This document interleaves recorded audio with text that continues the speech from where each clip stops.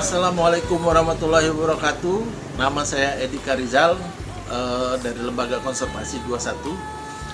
Saya membuat video ini yang ketiga kali. Yang ketiga kali ini berkaitan surat terbuka kami kepada Bapak Jokowi selaku Presiden Indonesia. Ini berkaitan dengan pembakaran lahan di perkebunan tebu di Provinsi Lampung, tepatnya di Kabupaten Tulang Bawang, milik sebuah perusahaan Sugar Group Company yang melakukan aktivitasnya di HGU negara. Permasalahannya bukan bicara investasinya, tapi dari dampak proses pemanenan yang ada. Jadi perusahaan tebu ini setiap melakukan pemanenan itu melakukan pembakaran lahan, sehingga menyebabkan banyak dasar rem rusak, kemudian ada satwa juga yang terbakar di tengahnya. Sisi lain adalah dampak debu-debu kepada masyarakat.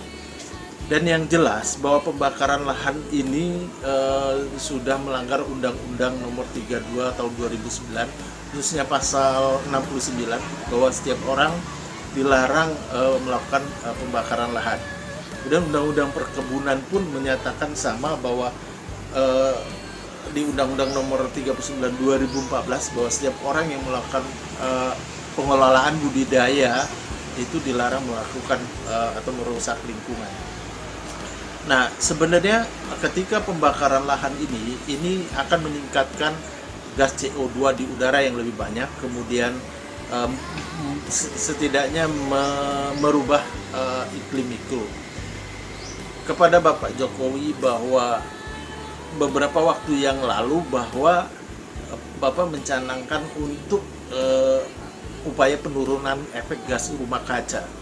Ketika ini dari konferensi perubahan iklim itu disebutkan bahwa kita punya target 29% menurunkan emisi gas rumah kaca pada tahun 2030, di mana target 2010 itu sekitar 26%.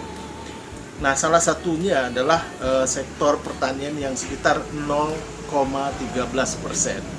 Nah, kasus pembakaran lahan ini kalau tidak ditangani dengan serius, artinya upaya yang dilakukan Bapak Presiden mencanangkan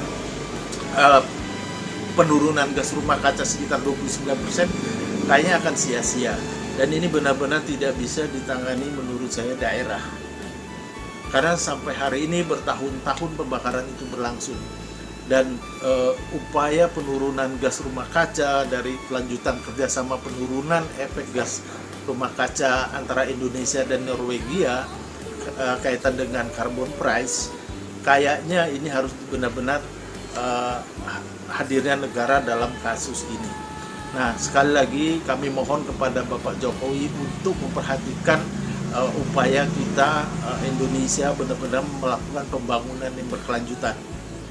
Perkebunannya berjalan tetapi tidak merusak lingkungan. Target kehutanan 17,2, kemudian limbah 0,32%, energi 11%, dan yang pertanian 0,13%, serta industri transportasi 0,11% itu bisa dicapai tahun 2030 nanti. Demikian Bapak Jokowi, agar ini bisa dipahami dan ditindaklanjuti, dan kami sebagai rakyat kecil berterima kasih atas upaya ini. Wassalamualaikum warahmatullahi wabarakatuh.